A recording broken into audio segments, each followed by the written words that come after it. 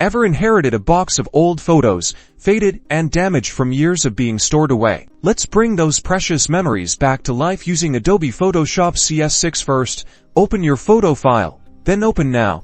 Let's begin by cleaning things up. Select the Healing Brush tool from the toolbar. With the Healing Brush, sample a nearby clean area of the photo by holding down the Alt key and clicking, then carefully brush over the damaged areas and watch as the tool intelligently replaces them. Continue sampling and brushing until you've removed most of the imperfections. Careful, patient work is important.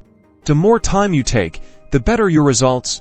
For more complex repairs, like removing entire sections that are missing, try the Clone Stamp tool. It's similar, by out-clicking to sample the desired section to be copied from, then clicking and dragging over the area to be repaired.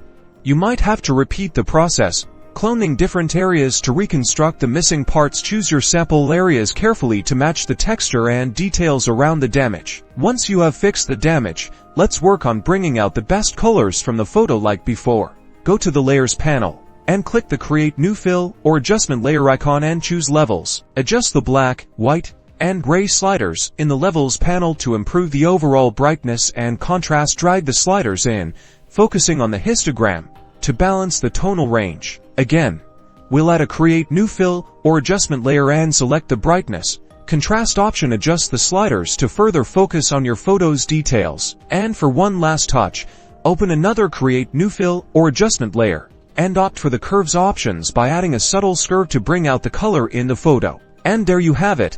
With a bit of patience and these tips, restoring old photos can be easy. Remember, practice makes perfect.